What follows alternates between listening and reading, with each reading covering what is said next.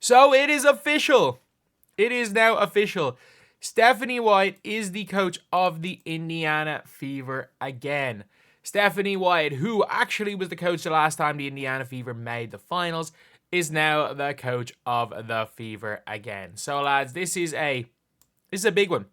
This is a really, really big one for anyone that's like a fan of the Fever, because now we're looking now at a Fever team that is got a competent GM, a competent front office, and a competent coach. And look, I get it. Look, I thought Christy Sides had some good qualities as a coach. I thought she had some very, very good qualities as a coach. I don't think she was very good at coaching the sport of basketball, but I think has some good leadership skills. I'll admit that. I will be the first to admit that Christy Sides had some good leadership skills, and I do feel that she was a fine coach for them to have as a rookie, because I think she did probably a better job of dealing with the circus than any other coach probably would have. But at the same time, we have to say it like it is and say Stephanie White's a 100 times better coach. So let's look at some of the responses here. We are so back. World champions next season. I still don't think it's going to be next season, but 2026. Oh, wow. When you go into 2026 with your best two players on rookie deals, and you can literally sign two max contract players and whatever role players you want in 2026, how can you not be a favorite? And also, as you can see here, she was a 22 for the Fever. But I prayed for this and it happened. Great call. Perfect for Caitlin Clark and the entire franchise. And look, Stephanie White, she did a really good job in Connecticut. She did. She did a very, very good job in Connecticut. She didn't do the best job when she was in college. But when she went to college, but at the same time, she did a great job in Indiana and she did a great job in Connecticut. And that's the most important thing at the end of the day. Would you rather see her be like would you rather have seen her do like a much better job in general, or see her as like a much higher level coach? Sure. Like throughout her entirety of her career? Sure. But at the same time, she was really good for Connecticut and she's been good recently. Not only that, she's done a good job with the coming up against Caitlin Clark. But is this the number one option? Probably. I think Kurt Miller would have been an interesting one. But I do think that Stephanie White, especially with her recent success, it's better optics. Yes, Kurt Miller probably did as good, if not better job at Connecticut, and he just took a bad job at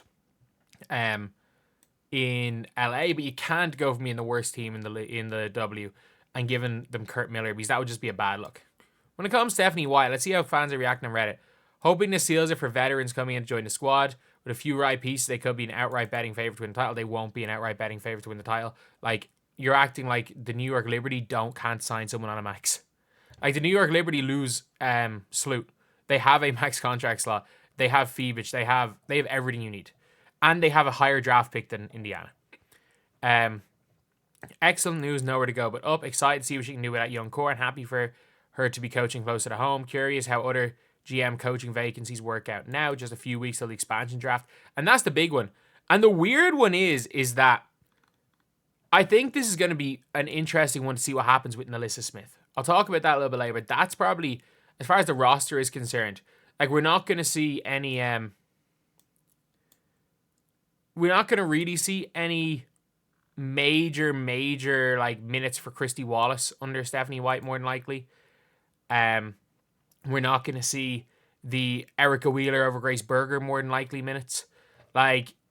She played Veronica Burton, who they picked up. This Fever team will have a better eye for talent than giving Katie Lou Samuelson a near max. They're in a good shape. They're in really, really good shape. And this might make the Indiana Fever, if they don't make, this is how I will say for next season. If they make the finals, that is more than you can expect. I don't think they're one of the best two teams in the W, but making the finals will be an overachievement with this team. Making the semifinals is okay. It's okay. That's the expectation. And if they get to the first round and something happens, like there's a bunch of stacked teams and they go and face the Aces in the first round and lose 2-1 in a close game 3. Like, something like that. If that happens, not a disaster, but being below 500 is a disaster, or getting swept in the first round of the playoffs and being in the exact same position. They are a disaster season. But my prediction is, I still think the Liberty and the Lynx are better than the Fever. Like, the Lynx only lose Heidemann in free agency and she might go back. The Liberty don't lose anyone other than Sloot.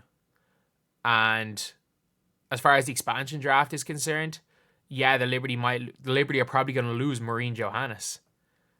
The problem is, like, the Lynx, I don't even know who the Lynx are going to lose. Like, the Lynx are going to keep their starting 5 and they're probably going to keep, they might lose Heidemann in the expansion. I have no idea. They're probably going to keep Juhas and maybe lose Andalusini in the expansion.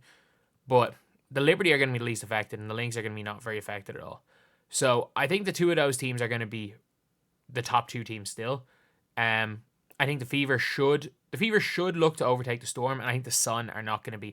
I have a weird feeling, by the way, the Mercury are going to get Alyssa Thomas and DeWanna Bonner. That's just one of my weird theories, is that Alyssa Thomas goes to the Phoenix Mercury on in a trade where they give up a couple of their future. Maybe they give up a couple of their future first. They mortgage their future a little bit. I don't even think they have a 2026 first, if I'm not mistaken.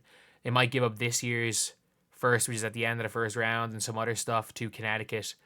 And because Connecticut don't have their first, and that's for Alyssa Thomas, and then DeWanna Bonner and Taurasi play their last season together as on a minimum deal. So if that happens, all bets are off with the Mercury. But I do think the Fever are going to be better than the Aces next year. I think they're going to be better than the Sun next year, because I think the Sun are probably going to look to go into a rebuild. Try to get whatever assets they can keep Dejanay, get whatever assets they can for Marina, get whatever assets they can for AT, and go into a full tankathon, go till 2027, and let Dejanay go and be an all-star next year, or at least shoot the ball 20 to 15 times a game. But yeah, that is it. It is official that she is the coach of the Fever. And if you guys agree that this is a good hire, subscribe. We're trying to hit 38.31K, which we're 7 away. We're 7 subscribers away. Trying to do that by the end of the day. But this is a huge, huge get as a coach. And look, is she the best coach in the W? No. That's without question Cheryl Reeve. But is she a coach that's significantly better as a basketball coach than Christy Sides? Yes. She's a huge, huge upgrade from Christy Sides.